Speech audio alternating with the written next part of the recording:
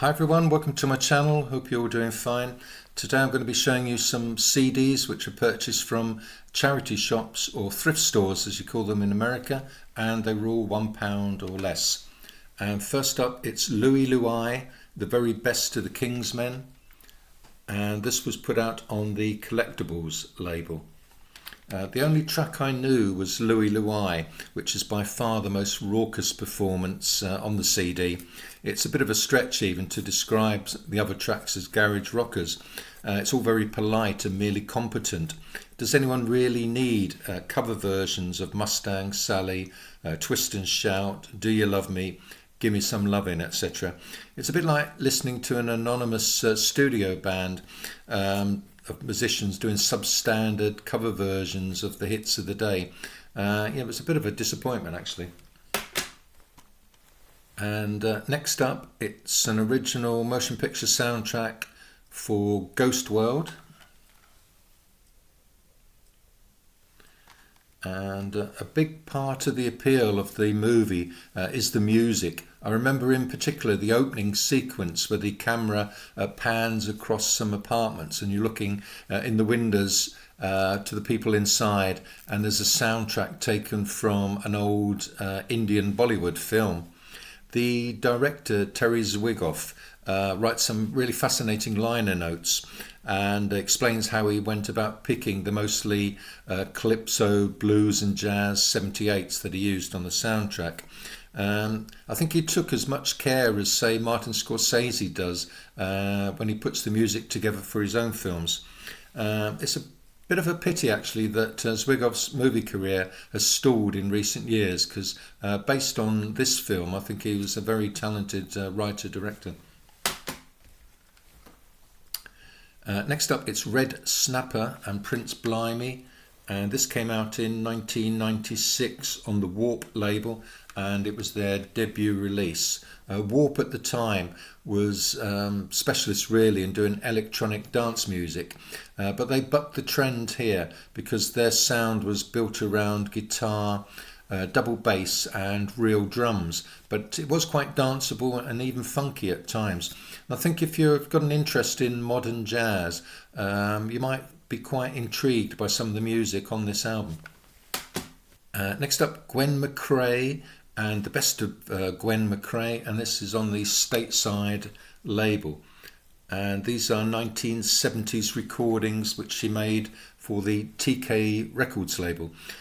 She's probably best known, at least in the USA, for the track Rockin' Chair, and it's a uniformly good selection of 1970s Miami soul sound. It includes 3 tracks which she recorded with her more famous husband George McCrae. And next up it's Peter BRUNTNELL and Played Out, and this came out on the Loose record label. And he's an English singer-songwriter in an Americana style, and he's actually quite popular in America and tours there quite often. The stripped back acoustic sound on this album works well, putting the emphasis on his vocals, the lyrics and his guitar playing. I've not heard the fuller band versions of these tracks, which were put out on previous albums to this, but the rich seam of melancholy running through these newer versions really appeals to me. And if this was the 1970s, I'd imagine people like Linda Ronstadt and Emmylou Harris would be knocking on his door begging to do cover versions of his songs. And next up it's an album by Sylvie SIMMONS called Sylvie, and this was put out on Light in the Attic. And she's more well known as a music journalist and a writer. I've seen her recently writing for Mojo magazine, and she also did an acclaimed biography of Leonard Cohen a few years ago. But she is also a musician, and but she did keep her music secret for many years until she finally put this out as her debut in 2014. It was very much a blind buy, based on the fact that Light in the Attic, which is a really good reissue label, had taken the plunge and decided to release it. So I thought there must be something there for them to get involved. It's another stripped back record, and the songs are built up around her playing of the ukulele and also her fragile vocals. It's very melancholy, similar to Leonard Cohen at times. The lyrics obviously not in the same class though. The producer is Howie Gelb from Giant Sand, and he provides some perfect live in the studio accompaniment, especially on piano and production. As the CD progresses, I find myself warming to its subtle delights. Next up, it's John Hiatt and Slow Turning, and American singer-songwriter, of course, with a very large catalogue, mostly in a country and roots style. And Slow Turning was his 9th album, I think.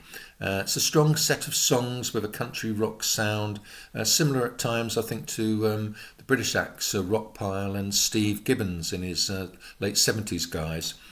Guest musicians on here include Bernie Leadon, and the best songs, including Trudy and Dave, which has an absolutely gorgeous mandolin playing from Bernie Leadon, Tennessee Plates, and It'll Come to You, are like short stories in song form. His vocals are a little anonymous, I guess, but it's well worth getting if you see it. Next up, it's Back to Back, In the City, and This Is the Modern World by The Jam, and this is on the Polydor label, and it gathers together the first 2 albums by The Jam. The classic debut adds punk energy to some 60s R&B influenced music, and seeing them perform in the city on Top of the Pops was an absolutely seminal moment for me. The second album received very much a lukewarm reception at the time by music critics, as it merely seems to repeat the format and formula of the first album. The songs aren't quite as memorable. The production, though, is slightly slicker, and following this album, Weller went away and thought about what he was trying to achieve with his songwriting, and came back much stronger. Next up, it's The Best of Bread on the Elektra label, and this is a rarity amongst Bread compilations in that it doesn't use some horrible generic sleeve, and also adds some quite detailed liner notes which are really worth reading. It's an expanded version of the best of that came out in the early 70s. They've added an extra 8 tracks which move beyond the usual suspects. And it's nice, I must say, to hear some tracks by James Griffin and Rob Royer, and their songs work as a nice contrast against the more MOR tendencies of David Gates. Unless you're a super fan, it's probably the only album you'd actually need by the band. And moving along, it's Ben Davis and the Hushed Patterns of Relief on Fire, and this was a blind buy based on a very small print on the front cover there, which says recorded by Brian McTernan at Salad Days, Washington DC. It turns out that Ben Davis was in a band that I recall called Mile Marker, who were on the Jade Tree label about 20 years ago now. And these are very much low-key US singer-songwriter indie type songs. Comparisons, I suppose, could be made with Elliott Smith. It's okay, but nothing to really grab you by the lapels. And moving on, this was a fantastic buy for 50 pence. Jerry Lee Lewis, Rockin' My Life Away, the Jerry Lee Lewis collection on Warner Brothers, and really interesting selection of songs. This was his first album for Elektra, and it was recorded at their Hollywood studios with Bones Howe producing. And there's an impressive band here backing him. You've got James Burton on guitar, for example, and Hal Blaine on drums. It's a real energetic feel to these recordings. Jerry Lee Lewis feels revitalised to me after being based in Nashville for many years. After this, he went back to Nashville with Elektra and recorded a couple of albums. And the pick of the tracks from those two albums have also been added to this CD. But I must say, James Burton, who doesn't appear on those tracks, is very much missed, and it feels more like those MCA recordings that he was doing in Nashville before he joined Elektra. And next, it's Scritti Politti, Songs to Remember. And this was their debut album from 1982, and it's on the Virgin label, although originally it came out on the independent label Rough Trade. And their sound incorporates some reggae influences into white boy pop and includes some absolutely classic singles, Asylums in Jerusalem, The Sweetest Girl and Faithless. I'm not a big fan of 80s pop production, but I don't think this is actually dated, because it's although it's got a smooth sound, it's not smothered in superfluous instrumentation, and you haven't got a grating reverb heavy drum sound on the recordings either. Next up, it's the EMI Years by the Swinging Blue Jeans, the best of the EMI Years rather. And you get 34 tracks. There's quite a few previously unreleased tracks on there as well. They were a Mersey beat band, largely forgotten, I suppose, beyond the fact they had a couple of hits, Hippie Hippie Shake and You're No Good back in the mid-60s. On the earliest tracks here, to me, they sound a bit like, instrumentally, like The Shadows, but with added vocals. There are too many covers, again, which aren't as good as the originals, I'm afraid. But singer Ray Ennis actually had real potential, I think, as a songwriter, and the record label should have taken more of a risk with some of the songs that he was writing, and their career might have taken a different turn. And next up, it's Jake's Progress by Elvis Costello and Richard Harvey, and this was put out on the Demon label. These two musicians had actually recorded together before on the soundtrack for Alan Bleasdale's GBH, and this was another drama, Jake's Progress by Alan Bleasdale, most famous, I suppose, for Boys from the Black Stuff, which was a fantastic drama from the early 80s. Richard Harvey takes the lead role as orchestral arranger and conductor, and I suppose this is for Elvis Costello completists only, as his involvement seems to be quite minor. There's some nice melodies here which could have been developed further by Elvis Costello. And moving on, we come to Robert Earl Thomas, Another Age, and this is on the Captured Tracks label.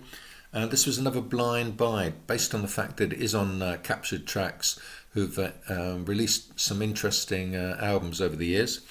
His day job is as guitarist in a US indie rock band I've not heard of before called Widow Speak, and it's his debut solo album, and these are mostly home recordings. The vocals remind me a little bit of the Go-Betweens, which is a good thing, and they're relaxed, very nonchalant songs. The title track, Another Age, and The Weather are good places to dip your toes.